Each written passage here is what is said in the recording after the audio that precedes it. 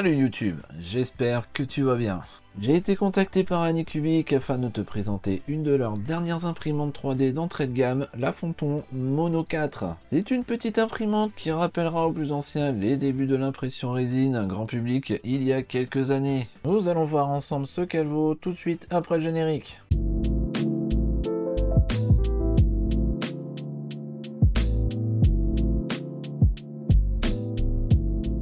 Alors, que nous dit le papier? Premières infos, le prix et quelques caractéristiques.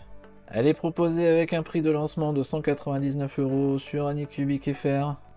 Au niveau caractéristique, on a le droit à une taille d'écran LCD de 7 pouces affichant une résolution handicap, une vitesse d'impression de 70 mm/h, ce qui semble plutôt pas trop mal, et une technologie d'approvisionnement en lumière Light Turbo. Cette dernière info n'en parlera qu'à peu de monde je pense. Descendons un peu plus bas. Concernant la surface d'impression, on est sur du 15,3 cm de longueur sur 8,7 cm de largeur sur 16,5 cm de hauteur. Pour la précision d'impression, on peut aller jusqu'à 17 micromètres, ce qui promet des détails d'impression plutôt poussés. On a également la reprise d'impression en cas de coupure de courant. La machine est compatible avec Anycubic Photon Workshop, le slicer maison de la marque. De nouvelles résines font leur apparition, la biorésine et la rigide sans résine. On a un écran contrôle TFT de 2,8 pouces et le film du bac est un film classique en FEP. Pas de Wi-Fi sur cette machine. Procédons au déballage de cette Anycubic Photon Mono 4. D'entrée, nous avons le papier pour le leveling du plateau et le manuel utilisateur.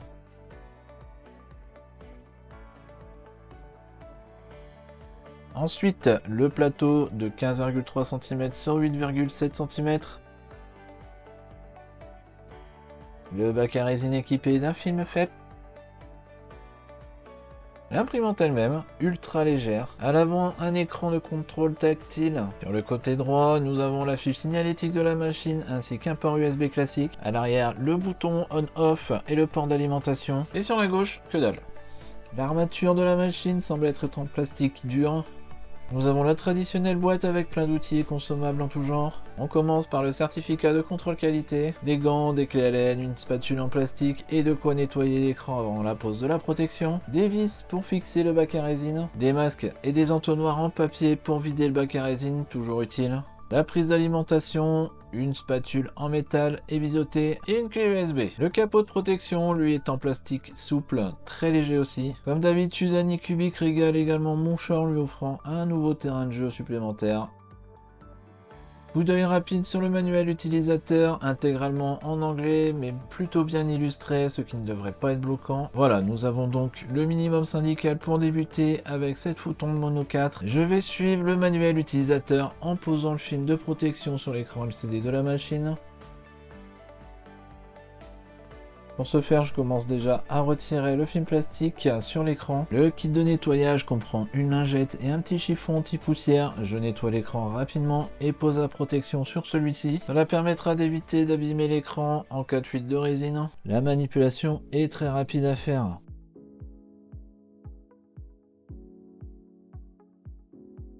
Concernant le bac de résine, je retire également le film plastique. Bien que je vais devoir retirer le bac par la suite, je préfère le fixer avec les deux vis pour le moment. Encore un film plastique à retirer, cette fois au niveau du plateau. Pour le fixer à l'imprimante, je desserre les 4 vis situées en haut du plateau. Et pour finir, je mets le capot sur l'imprimante.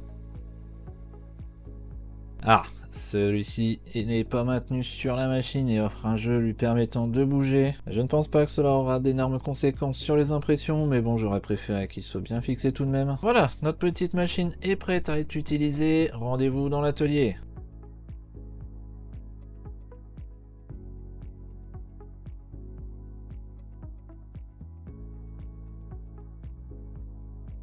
Petite comparaison avec ma S5S Pro. On voit tout de suite la différence de taille entre les deux machines. Cette photo des deux plateaux parle d'elle-même. Même constat avec les bacs à résine. C'est parti pour l'allumage. L'imprimante démarre rapidement avec un menu des plus sommaires, voire même un peu obsolète. On y retrouve une section pour les prints, une seconde section système avec le choix de la langue, soit anglais, soit chinois, un bouton service qui donne simplement le lien vers le site d'Anycubic et un bouton info avec quelques infos sur la machine dont le firmware. Dans la section Tools, nous avons la possibilité de jouer avec l'axe Z, le nettoyage du bac, un test d'écran et les stats de la machine. On va procéder au nivellement de l'imprimante tel qu'il est décrit dans le manuel utilisateur. Je vais aller dans le menu pour mouvoir l'axe Z afin d'avoir de l'espace pour retirer le bac. Que nous dit le manuel? Il faut donc desserrer les vis au niveau du plateau pour avoir du jeu et insérer le papier de nivellement. Comme dit précédemment, tout est illustré, facile à comprendre. Et c'est parti!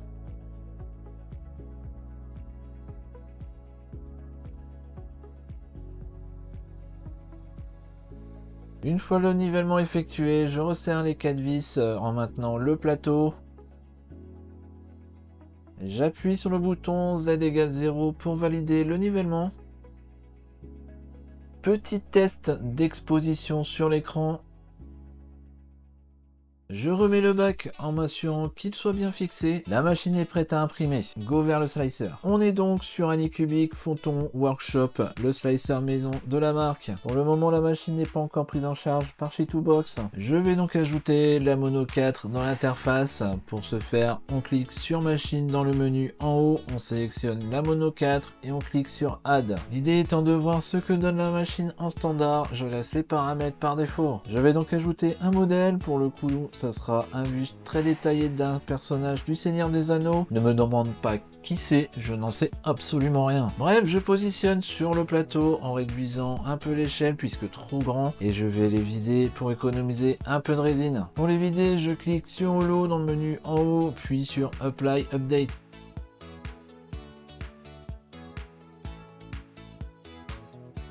Je n'oublie pas de faire des trous pour que la résine puisse écouler du modèle et je clique donc sur Punch. J'ajuste les paramètres des trous et je clique ensuite sur quelques endroits au niveau du modèle. Une fois que c'est fait, passons au support. Je vais être honnête, je ne suis pas fan des supports de ce slicer, d'où le fait que je ne l'utilise presque jamais. Ça a toujours été une horreur à retirer. Bref, pour les supports, tu cliques sur support dans le menu en haut. Je laisse les paramètres en standard, on verra bien, et je génère les supports en automatique. Par mon expérience, je vois qu'il y a des supports qui ne servent à rien. Je vais donc faire le ménage et on se retrouve dans quelques secondes. Voilà, j'ajoute la base du buste et rebelote sur les manips précédentes.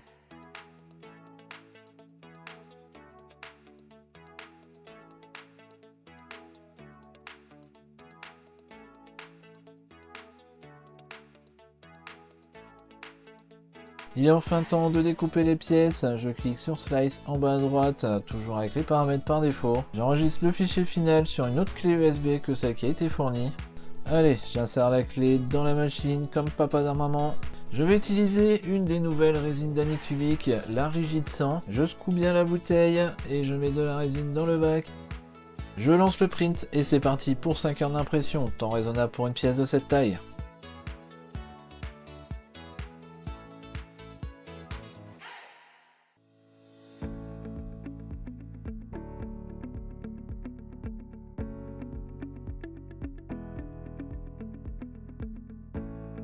Bon, comme tu as pu le voir, il y a eu quelques frayeurs, la pièce a failli se détacher du plateau. Plusieurs raisons peuvent expliquer la chose, un temps d'exposition des premières couches peut-être un peu trop courte, ou encore le radeau des supports qui n'est pas forcément ouf. Bref, je réglerai le souci un peu plus tard. J'ai laissé tourner pour voir, et par chance, il n'y a pas eu de conséquences sur le print. Je passe au nettoyage, les pièces dans du bioéthanol présent dans la Wash & Cure pour environ 4 minutes.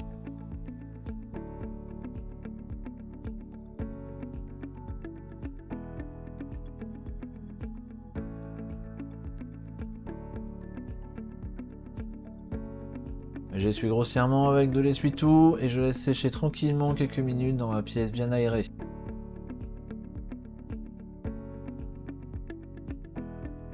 Je t'ai épargné le retrait des supports, comme dit plus tôt dans la vidéo, cela a été une horreur à extraire. J'ai bien mis une vingtaine de minutes pour retirer tous les supports sur les deux pièces. Un gros paramétrage des supports est à revoir sur le slicer. Une fois le buste et la base bien sec, place à une cure d'UV histoire de solidifier le tout. Savoir que j'ai fait plusieurs passes en retournant les pièces pour que tous les côtés puissent profiter des UV. Le buste est vraiment magnifique. L'imprimante a fait du très bon boulot en termes de précision et de détail.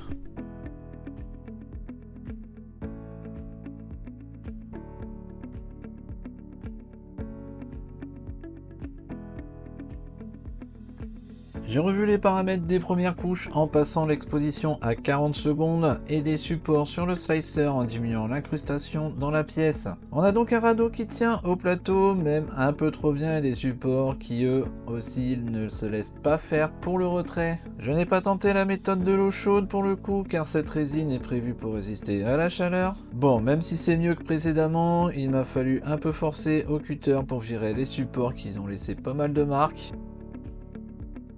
Et reparti sur le slicer afin d'affiner le paramétrage. Deuxième round. Je t'épargne le décrochage de la pièce du plateau, passons tout de suite au support. Je tiens enfin un résultat intéressant, les supports se retirent beaucoup plus facilement, il y a encore quelques traces mais beaucoup moins prononcées. Je vais donc procéder de nouveau à quelques ajustements et cette fois c'est sur une partie d'un modèle complet que je testerai. J'ai utilisé de la résine standard avec de nouveaux paramètres de support et cette fois c'est la bonne. Les supports s'enlèvent facilement, le modèle est propre, je n'aurai plus qu'à le compléter ultérieurement. Je tiens donc une bonne base pour la suite. Si jamais ces paramètres t'intéressent, n'hésite pas à m'en faire part dans les commentaires.